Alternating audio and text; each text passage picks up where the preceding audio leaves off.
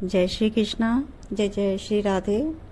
हे कृष्ण करुणा सिंधु दीन बंधु जगत पते गोपेश गोपी कांतम राधा कांतम नमस्तुते।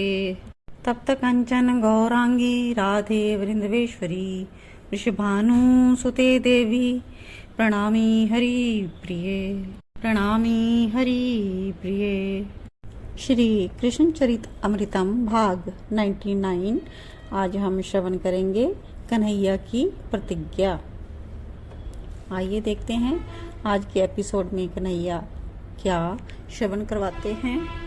आज अपने दोनों नन्हे हाथों को उठा के खड़े हो गयो है कन्हैया। दाऊ भैया मैं या पृथ्वी ते राक्षसन को खत्म कर दूंगा। लाल मुखमंडल हो गया है वह समा कन्हैया को। नेत्रन में जल भर आए है वो छोटो सो अत्यंत कोमल देह कांपवे लगियो। बहुत बुरे हो में ये राक्षस सच में दाऊ भैया। कन्हैया को इतनो गंभीर काहू ने आज तक देखो नहीं। इतनी चिंता मेरे अनुज कन्हैया को। अब दाऊ भैया भी गंभीर हो गए हैं। कन्हैया क्या भयो बोल, काहू को मारनी है? काहू ने मेरे लाला को कछु अहित कियो है का? बता। वात्सल्य ते भर गए हैं दाऊ। और वैसे भी दाऊ ये सहन कैसे कर सकते हैं कि उनके प्राणन ते प्यारे कन्हैया आज चिंतित है, दाऊ के रहते हुए चिंतित। बता कन्हैया बता, कहा भयो? ये ब्रजवासी है जो कि श्री हरिशरण जी ने इसी प्रकार से लिखित है, तो मैं इसी प्रकार से पढ़ रही हूँ। दाऊ अपने अनुज से पूछ रहे हैं कृष्ण से कि बता कन्हैया क्या बात है। अगला सीन है कल कन्हैया गैया चराय के जब अपने गोष्ठ में लौटे तब झुकी कमर कांपते भये अंगों से पके केश झुरियनते भयो शरीर हाथ में लाठी लेकर वे बुढ़िया आ गई। उसके नेत्रन से अश्रु बह रहे थे और वो बार बार अश्रु को पोंछ रही थी। ब्रजराज बाबा ने पूछा आकर कि कहा वे हो, क्या हो गया? तब उसने कहा हे ब्रजराज मैं ताल वन में रह रही हूँ। वहाँ ताल के बड़े सुंदर वन हैं और आसपास सरोवर भी हैं। वहाँ ताल के मीठे मीठे फल लगते हैं। मैं फलन को तोड़ के आसपास की गुफान में संत महात्मा की सेवा करती और अपने घास फूस की झोपड़ी में शांति से रहती हूँ, भजन करती हूँ। और फिर बुढ़िया ने अपने आंसू पहुँचे, हिलकियाँ शुरू हो गई फिर वहाँ की। तब ब्रजराज पूछते हैं मैया तो अच्छे से बता, धैर्य से, क्या हुआ है? तब वो बोली 2 वर्ष ते एक राक्षस आ गयो है तालवन में, गदा है। नहीं नहीं मैं गारी नहीं दे रही वह राक्षस को, वो सच में गदा है। ब्रजराज के समझ में नहीं आया गदा, क्योंकि गदा कभी फल खाते ही नहीं। हाँ ब्रजराज, हाँ आप सोच रहे होंगे कि गधा फल नहीं खाता, न खाने देता है, उसे मात्र नष्ट करने में ही सुख मिलता है। हे ब्रजराज, उसने वनों के फलों में अपना आधिपत्य जमा लिया है। ब्रजराज इतना ही नहीं, मेरी कुटिया को भी उजाड़ दिया उसने। संत ऋषि की गुफा को भी बंद कर दियो। बेचारे संत ऋषि भी मार दिए उसने। बुढ़िया के अश्रु अब ज्यादा बह रहे हैं। ब्रजराज ने चिंता से पूछा पर ये है कौन? कहती है बुढ़िया मैंने सुना है राजा कंस को राक्षस है ये। अब लंबी सांस ली ब्रजराज ने कंस को नाम सुनकर और अपने सेवकन को आज्ञा दी कि एक सुंदर कुटिया ये मैया को हमारे महल के निकट बना दो। वो बुढ़िया प्रसन्न हो गई। नंद महल के निकट उसका निवास बन गयो। पर यह घटना देख कन्हैया बड़े दुखी हो गए हैं। अब इससे अगला सीन है दाऊ भैया व बूढ़ी मैया के मन में अब राक्षस के प्रति कोई रोष नहीं है, पर मेरे मन में है। सब ग्वाल सखा वहीं आ गए। अब आंखन के इशारे से दाऊ ते पूछ रही है कि क्या हो गया? कन्हैया को आज मन नहीं लग रहा है खेलने में। कन्हैया उदास है, क्यों? सब शांत हैं आज, ना मनसुख कुछ बोल रहा है, न श्री दामा न मधुमंगल। दाऊ भैया तो बस सोच रही हैं ये सोचेंगे क्या ये अब अपने लाडले कन्हैया को देख रहे हैं कि कैसे मैं इसे सहज बनाऊं, यही सोच रहे हैं। थोड़ी देर में अपने छोटे भाई ते सटके बैठ गए दाऊ भैया। फिर कन्हैया के अलकन में हाथ फेरते हुए बोले, हम सब राक्षसन को मार देंगे। सच? कन्हैया ने सुनते ही प्रसन्नता से उछल पड़े। हाँ हाँ, मैं तो इस लाठी ते खोपड़ी फोड़ दूंगा राक्षस की। मनसुख आनंद ते उछल के बोले, क्योंकि कन्हैया खुश हो गया है और इन सब का एक ही लक्ष्य है, क्या? अपना कन्हैया खुश रखना, बस। अब सब कहने लगे, मैं एक मुक्का मार दूंगा राक्षस को। अब कन्हैया ऐसी बातों से खुश हो रहे हैं, इसलिए सभी बढ़ चढ़ कर बोल रहे हैं। पर कन्हैया अभी भी इस बात को लेकर दुखी हैं। किससे? कि बेचारे ऋषि मुनि गुफा में बंद हैं, उनको मार दिया है। तो तब एक शोक सखा बोल रहा है, मेरे साथ कुश्ती लड़के तो देखे वो राक्षस, चटनी बना दूंगा उसकी।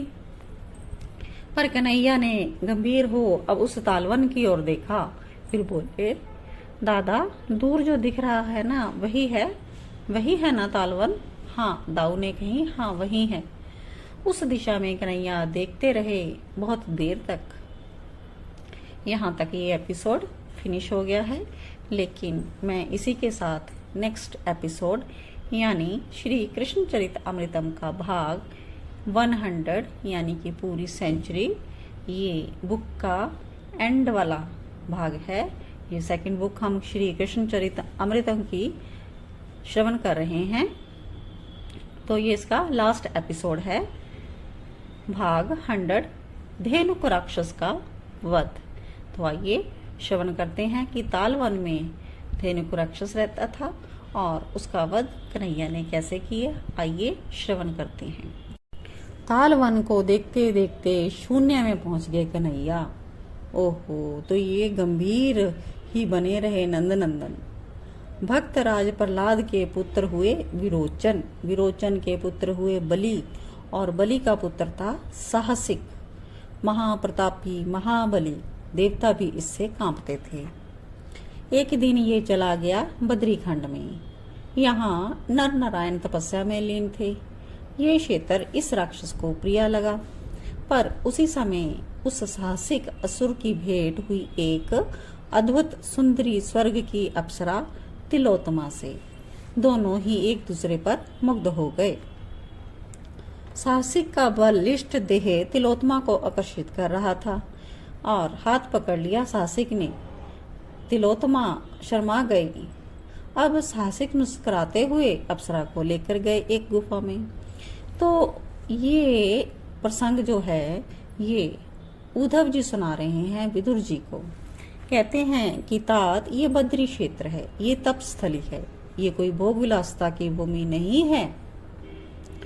और उसी गुफा में तप कर रहे थे ऋषि दुर्वासा। भोगरत प्राणी के परमाणु निम्न कोटि के होते हैं, जो आपके मन में विकार उत्पन्न कर देते हैं। वैसे ऋषि दुर्वासा के मन में कौन विकार उत्पन्न कर सकता है? पर उनकी तपस्या टूट गई। ऋषि ने देखा कहाँ ये गुफा शुद्ध सात्विकता के परमाणुओं से भरी हुई और वहीं ये भोग विलास करते हुए इन दोनों ने क्रोध हो उठा ऋषि के मन में। उन्होंने श्राप दे डाला, हे असुर जा, तू गधा हो जा। तो ये कथा थी उस धेनुकासुर की, जो कि गधा बनकर आया है तालवन में। तो ये उसके पिछले जन्म की कथा थी कि ऋषि ने उनको श्राप दिया था तो वो गधा बन गया था। तिलोत्तमा सिर झुकाकर अपने स्वर्ग में चली गई, पर वो साहसिक असुर पश्चाताप में जलने लगा। सच कहा है इन्होंने, ये केदार खंड बद्री क्षेत्र कोई विलासता की भूमि नहीं है। चरण पकड़ लिए ऋषि दुर्वासा के। साहसिक ने अश्रु गिरने लगे उसके नेत्रों से, पर ऋषि दुर्वासा जा चुके थे। नंद नंदन शून्य में देखते हुए सब समझ गए। अब मुस्कुरा गए ये। कन्हैया काहे को मुस्कुरा रहा है? दाऊ ने आकर पूछा। नहीं दादा, बस जा तालवन को देख रहा हूँ। तभी कहते हैं क्या मनसुख आपस में बोल रहा है, आज तो कन्हैया हमें भूखा ही मारेगा। देखो दोपहर हो रही है, पेट में चूहे भी कूद रहे हैं, वो भी मर गए हैं।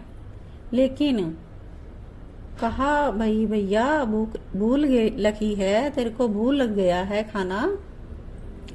नंद नंदन और दाऊ दोनों सखान के पास आ गए। हाँ भूख तो लगी है, पर तोहे तो राक्षस को मारनो है। श्री दामा ने उलाना के स्वर में बात कही। अरे वीर तो बातें कहें, जो जा भूख नामक राक्षस को मार दे कन्हैया।